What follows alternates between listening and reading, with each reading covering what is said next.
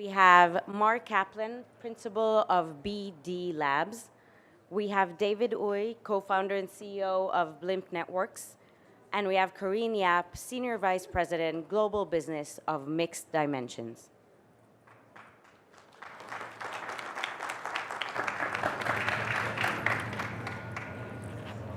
So, guys, we've been hearing a lot about big data. Big data is the new oil. Everyone wants to collect it, to analyze it, to figure out what they can do with that data to leverage their business. Could you tell me a bit about your clients and your own experience, how you guys do that and what you use the data for? Mark, do you want to start it off? Sure. Yeah. My company works with a number of different mobile companies, mobile developers and publishers, and I imagine most everybody here has a phone in their pocket or two, right? The challenge is how do these companies, when they develop a product, get to know their consumers? So the idea behind this is the phone is listening. The phone is knowing your keystrokes. It's a little scary, but at the end of the day, the companies need to collect that data, whether it's metadata or actual real data, and they need to utilize that to know their customer better. So I'd say, in my business with games, it's a very big part of a growing trend that they want to attract the consumer and keep them coming back to play more. Right. Corinne, do you want to speak about personalization and data and how you guys use it? Sure, we do the good old-fashioned focus group testing and polls online and ask the audience, the potential audience, the people that we're targeting, what they're most interested in. And so one company that I work with recently, they're a pricing platform, and so they were trying to figure out how many people would be interested in earning prizes, and how does that increase their engagement with the brand. And it was like 4 times as many people are like, I'd rather win a prize than watch an ad, which kind of makes sense. But it's all about engagement and personalization and having something that nobody else has. So if you play a game and you win a prize, you're more likely to be showing pictures of you with that Rockstar Energy drink or that IDW digital comic that you won, because it's something that you won, something you did that no one else did. Right, and interesting data shows that if you're born after 1981, you actually volunteer that data. You don't really care about privacy anymore. If I give away my data and they know what I like or what shoes I'm looking for right now and it pops up, it de-stresses my life. So in addition to that data and people giving out their privacy, we also are talking a lot about virtual goods, and maybe David wants to address that. How do you use the data, and what virtual goods people will want to buy in the future? Yeah, I think that's a great question. So virtual goods are considered things like in-game items or in-platform items. Those are the ways that most companies generate revenue nowadays. It used to transition from people buying discs for games, and now everything is free. So consumers want a free product, and then the way companies make money now is by selling in-game items. And I think a beautiful thing about using blockchain technology, which is what we do, is that it creates an openness to the data. So right now, a lot of the data exists in little closed-off silos. So if you look at the web, it's really been amazing technology. It's made things a lot more efficient, but it's created an asymmetrical formation. There's been more wealth creation, but the social economics is not in proportion to that. So blockchain technology, basically, it opens up these closed-off data silos where everybody can now share and use that information more effectively. And what that means is for things like virtual goods and branded virtual goods, which is what we do, we're introducing a new segment of virtual goods. What that does is it allows brands, licensors, to make better agile decisions based upon actually having access to this shared data versus it just existing, with their partner. Right, I agree. Mark, do you want to tell us a bit about your company and interesting clients you're working with? Yeah, sure. I've spent the last over 20 years in the licensing business.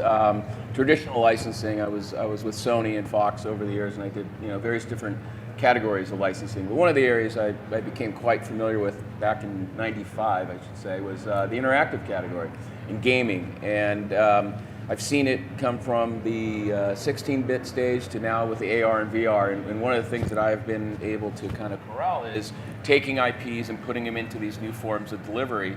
And so my company is a business development firm that helps companies connect content with companies that make games, companies that make AR, a distribution channel, if you will, and it's not just licensing, but it's more developing strategy.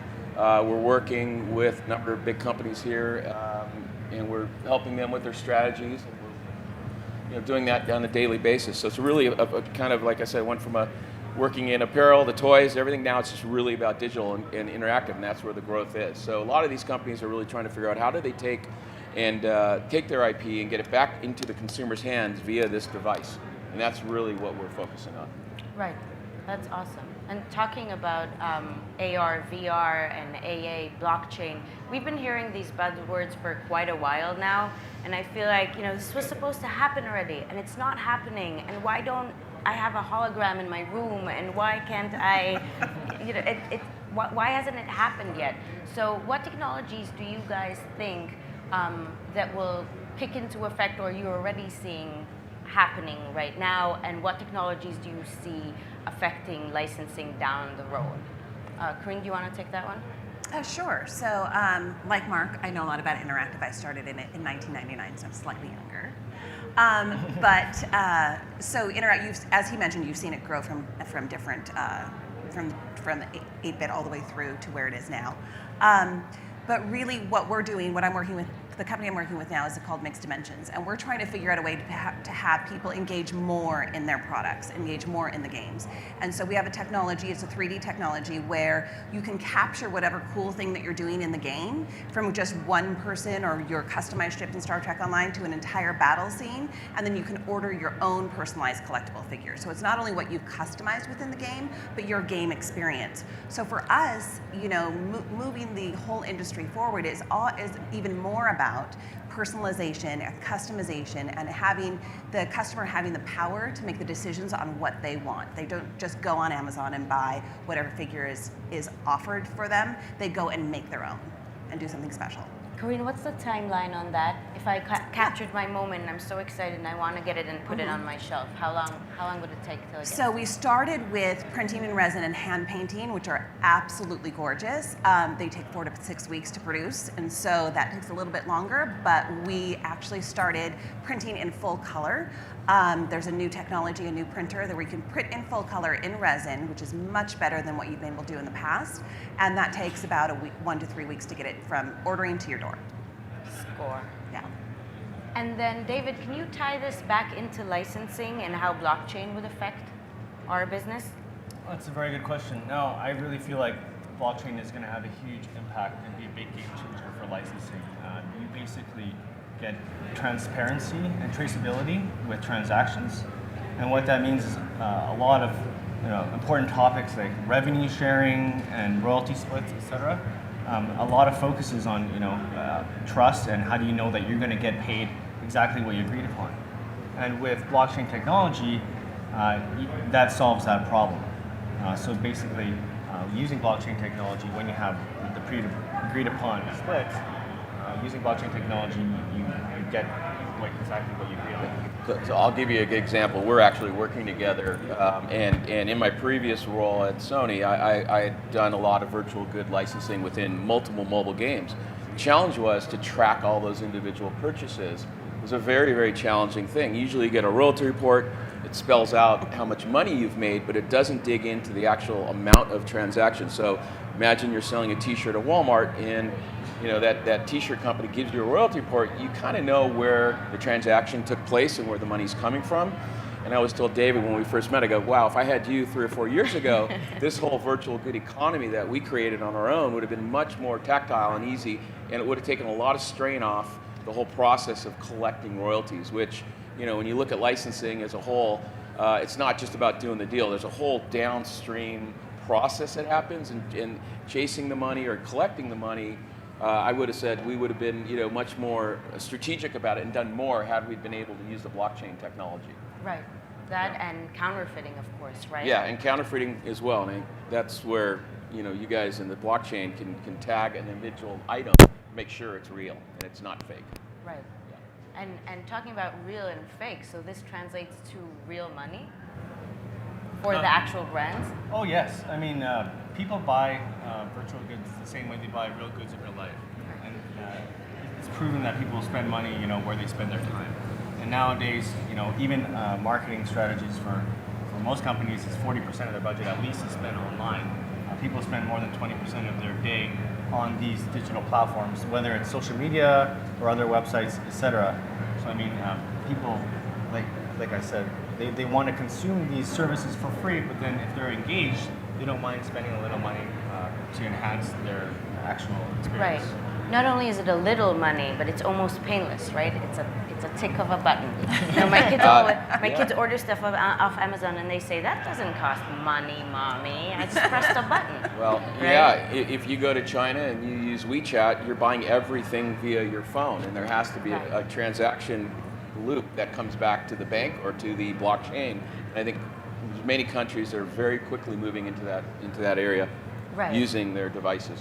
And cash may not be used in 10 years. Exactly, and I'm happy you addressed that. So let's talk about the generational shift.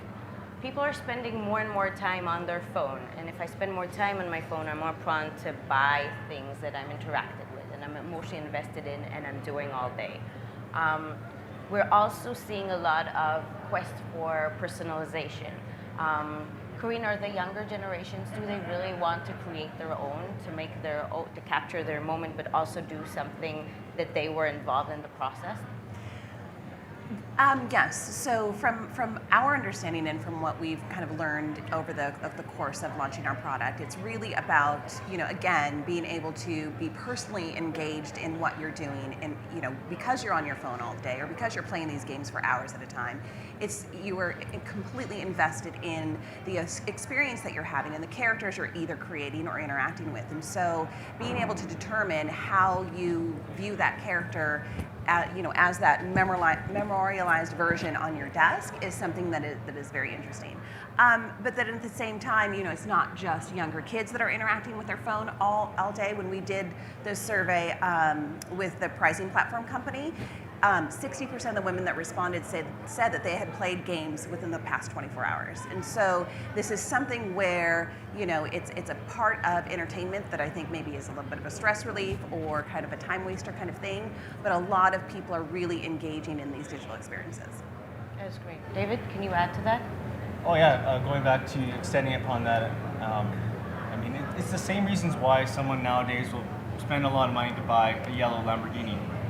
People in the virtual world, I mean, they're buying things for status, membership, differentiation, and because they spend a lot of time in these virtual worlds, maybe 8-10 hours a day, just like in real life, what meaning is there to buy a yellow Lamborghini? Well, it's just that personal happiness that they get for buying that item, and people are spending that money now in virtual goods more so than real life material stuff.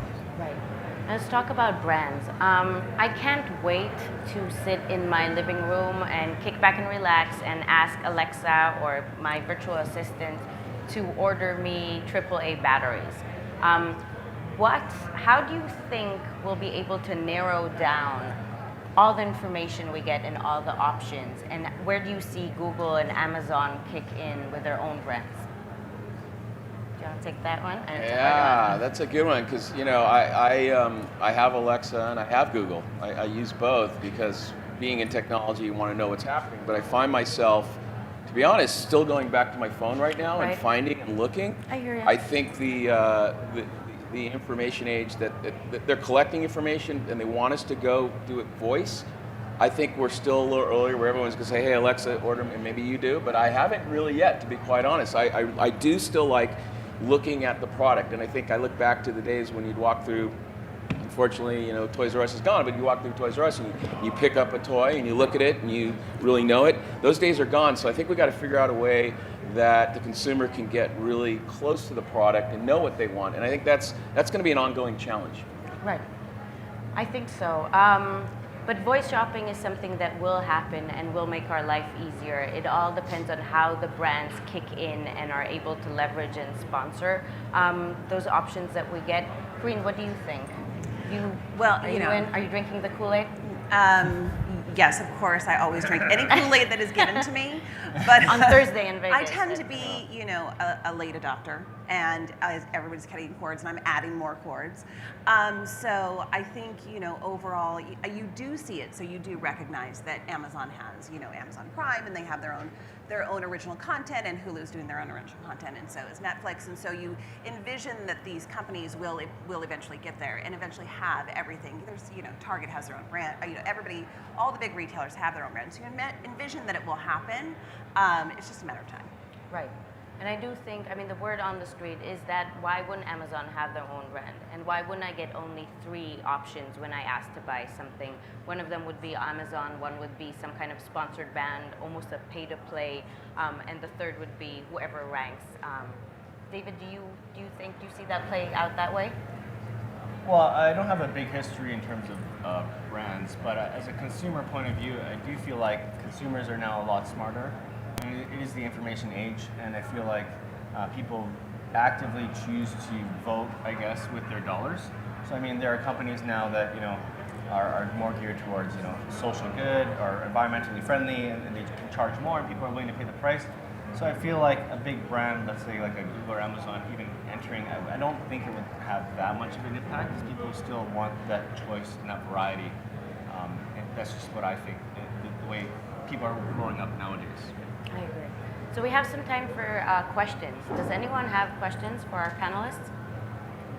Yes, please. Yeah, how are you going to get people to actually use and understand the whole blockchain part? Yes, I need to know the answer to that too. There's people actually using it in real life. Okay, that's a great question. So I guess that's to me. Repeat the question. The question was, how are we going to get adoption, basically mainstream adoption, and For blockchain. For blockchain, and that's a really good question. And anybody that's familiar with the blockchain community, that has been one of the biggest hurdles. That's why most blockchain projects are focused on infrastructure, because they want to grease adoption, make it easier for people to understand and use.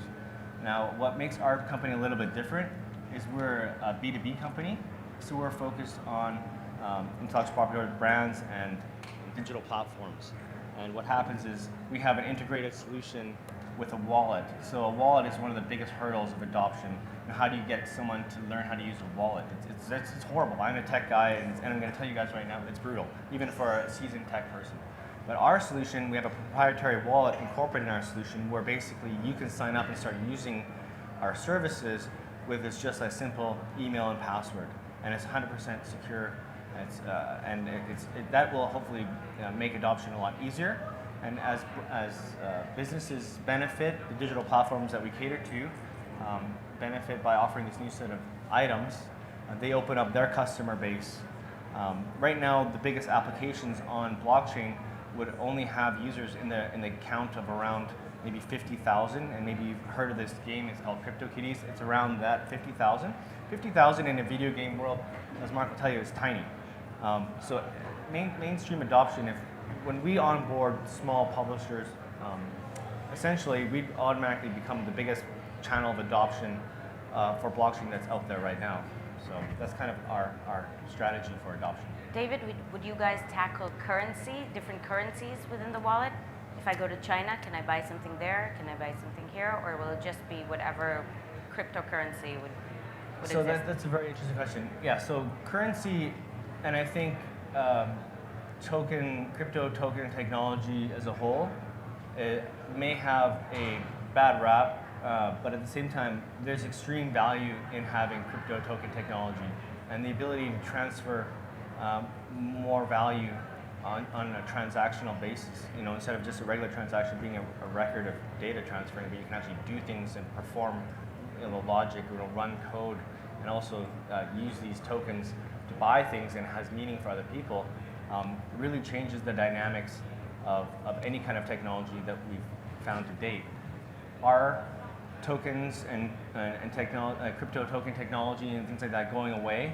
I don't think so. I think it's here to stay. And no way do I even feel remotely like it's going to go away, whether it's Bitcoin or something else. People are now starting to realize that they can transact a lot simpler. Really, if you look at, this has all been predicted a very long time ago. I can give someone $20 and send money very easily, but right now, in the state of the world, how hard is it for me to send money across the country or to a different country? It's very, very difficult. And this kind of new technology and having tokens and currencies around, it's just the infancy. And I think 10 years from now, we'll be laughing and thinking that, it was funny that we thought it wouldn't take off, right? So. I agree that it's about ease of use and understanding what it is, and then ease of use. So before I started working with this company, I worked with PlayStation, and we worked on the game streaming at PlayStation Now. And our number one challenge was to make the non-console player understand what was available to them, and then also the ease of use of understanding all I have to do is hook a controller to my TV, and then I can play without having a console. And so it's something that they still are facing, that challenge still exists. But eventually when it gets to that point where people can understand how easy it is and how it's accessible to you and it's a good solution for people that don't own a console, then you'll break through and have a huge audience, I think. Right. Yeah. Yes, please. Wait, oh, come on.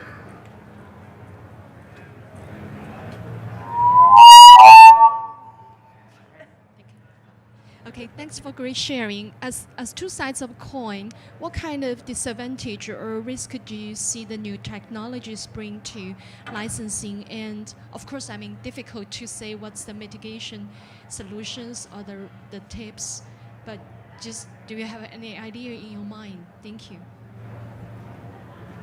Who wants to take it? The risk taken for brands. So, most of these companies that are emerging from these new technologies are startups, and they're kind of figuring it out at the same time that the industry is figuring it out. So there is, an inherent risk of, jumping on board and being an early adopter with a brand, but there also can be a very big benefit if you are part of a platform or a killer app that actually can break through.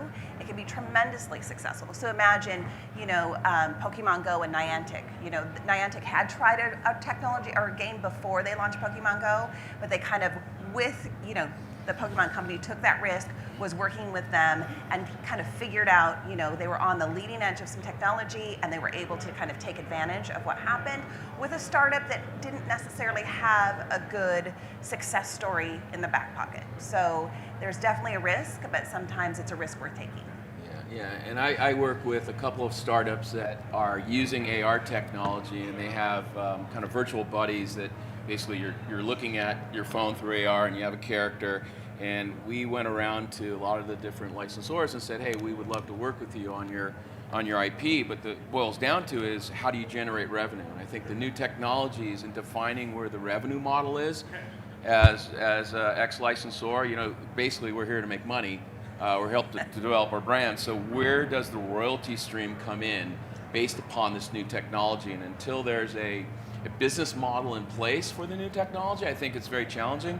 But I've been fortunate enough to see some really, really amazing technologies, and now we're trying to figure out how do we attach the two together, much like what David's trying to do with blockchain. We had the same, we had meetings today, yesterday with some licensors. It's like, well, how do we really make money on this? I know you're going to streamline the process, but where is the revenue going to come in? How is it going to manifest itself over time? And Does that answer your question? Or okay. Any questions? Anyone else? No? We're good? Awesome. Thank you so much for everyone. Enjoy the rest of your day.